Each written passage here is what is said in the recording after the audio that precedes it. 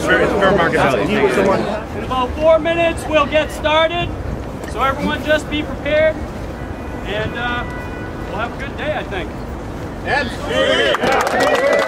All right, we got 2 minutes. We want to just give everyone a chance to make it here because there are a lot of people coming out from the western side of the state too, and I'm sure as a lot of you know, that's a long drive. With a moment of silence for all of the victims of all the recent tragedies. So everyone take off your hats, bow your head, and let's have a moment of silence for those victims. So we're going to go ahead and start with a few speeches. I think you guys are going to find this first one as a really great point of view. The founding fathers of the United States and Chairman Mao had one thing in common. They all thought guns are very important political instruments. However, their similarities ended there. Chairman Mao wrote in one time, he said, political power grew out of barrel of a gun. And he also wrote, the party shall command the guns.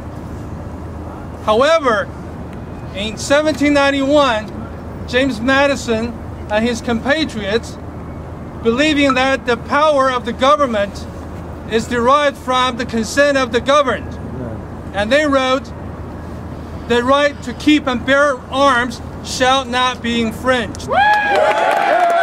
23 years ago, I was a freshman year of college in China. And I was exercising my freedom of speech and assembly in Tiananmen Square. At that time, much like what we're doing today, we grew frustrated by the governmental corruption. We grew frustrated by the limitation of personal freedom. So we demonstrated peacefully. However, the young passion and patriotism were crushed by hails of metal jackets by the AK-47s. Or some of you would say that's actually technically Type 56. We could not fight back because we did not have an inch of iron in our hands, to borrow a Chinese expression. We were not armed. I would say that 20 million citizens in Beijing sure wish that they had some rifles to dispense at those days. Yeah. Freedom is not free. Liberty has costs. We recognize that in this free society, criminals or mentally deranged could get weapons and murder innocents. The answer, however, is not to disarm the law-abiding citizens. That's right. Yeah. When a government turns criminal, when a government turns deranged, the body count will not be 5, 10, or even 20. It will be in the hundreds, like in Tiananmen Square. It will be in the millions, as proved by the 90-year rule of the Chinese Communist Party. Do you know that Chinese Constitution guarantees almost all the nice things that we have here? It is written in Chinese Constitution that Chinese citizens enjoy freedom of speech and religion. They have human rights and property rights, and such rights cannot take away without the due process of the law. And do you know what? Chinese people do not have the rights to keep and bear arms. I assure you, all those nice things written on Chinese Constitution are not worth the weight of the paper they're printed on. Because when government has all the guns, they have all the rights. I was not born a U.S. citizen. I was naturalized in 2007.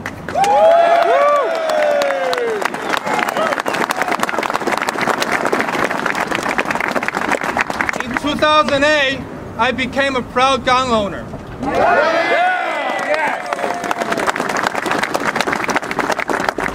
To me, a rifle is not for sporting or hunting. it is an instrument of freedom.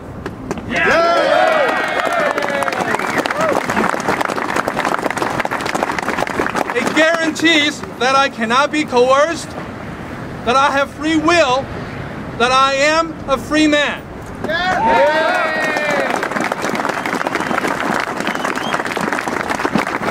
Now, suppose the 20 million Beijing citizens had a couple million rifles on hand in 1989. How many rounds should they have been allowed to load into their magazines? 10 rounds? No! 7 rounds? No! How about 3 rounds? No! 28. Do not give up the fight, my friends. It may be a small step that you give up your rifle or a 30-round magazine, but it will be a giant leap in the destruction of this great republic.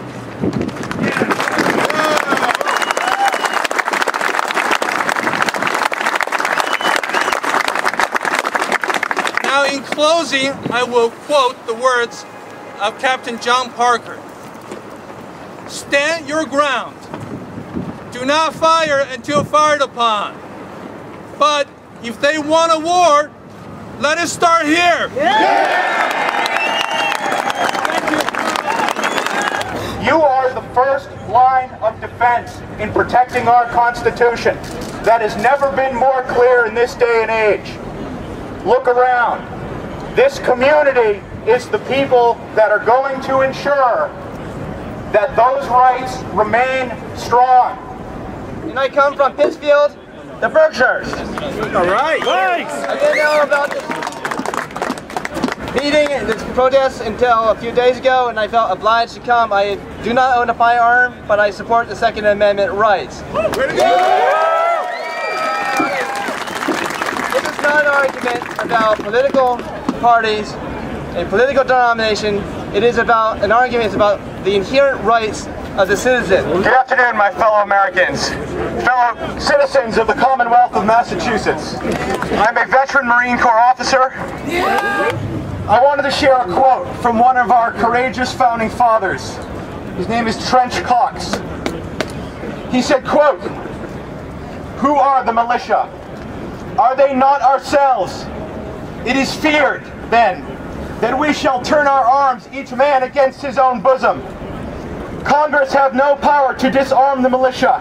Their swords and every other terrible implement of the soldier are the birthright of an American." The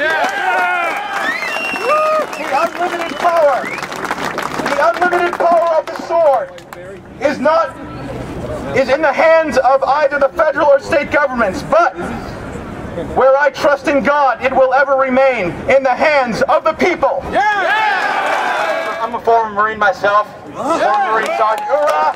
To all the Marines out there. And boy, this looks like a regulated militia right here. I'll tell you that. In a town not too far away from here called Concord, there's a little bridge called the North Bridge. And a bunch of patriots held off the tyranny of the British Empire. What's going on here is a revolution. It's a peaceful one, though. I'm also a United States Army veteran who served on the desert in Iraq. I don't know if anybody saw Mayor Bloomberg on Meet the Press less than a week after this tragedy in Sandy Hook happened. And what a horrible tragedy it was.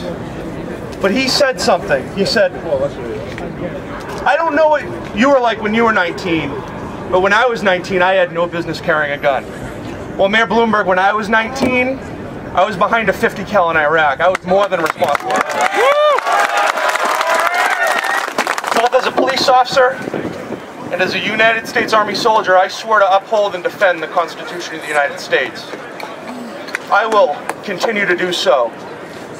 As a police officer, I can tell you that the restrictions that our legislature is going to put upon us today will have no benefit on public safety. And I find it extremely ironic that our legislature is pushing a 7-round limit.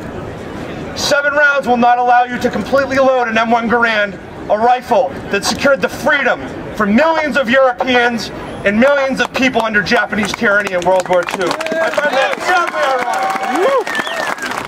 Really, when you hear the words gun control, don't call it gun control, because it's not. It's victim disarmament. That's right. Yeah. Do not call it gun control anymore. Victim disarmament. Take away our guns, and we have no ability to protect ourselves. 10 minutes left. Look around you. Pick up any trash that is anywhere in your vicinity. Please bring it with you. All right, I saw a lot of parents brought their kids out here. I know the kids get bored. Just wanted to thank you guys, because the kids, when they grow up, they'll be thanking you. Before everybody leaves today, don't forget that it doesn't end today. That's right. We have to keep this fight going. It starts today, but it does not end today. Hurrah! You need to get involved. You need to go to your gun clubs. You need to pull the guys out who just hunt and trap shoot. They think this doesn't concern them. And the fact of the matter, it does. It concerns all of us. We need to get active. We need to come out and show our faces and show that we're not afraid to be gun owners. If you want to get active, come see me. I have business cards. We've started a group called itsTime2A.org. It's time to get active. It's time to get loud. It's time to let them know we are here and we are not going anywhere. Yeah! Woo! It does not end today. Thank you. Many years and pounds ago, I swore an oath to uphold and defend the Constitution of the United States from all enemies, foreign and domestic. That oath still stands. That's right. That's right.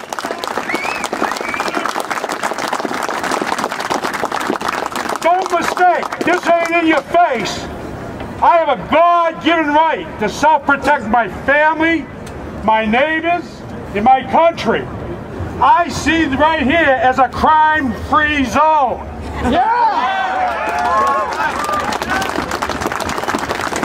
Thank you for coming. We will be here again. Yeah.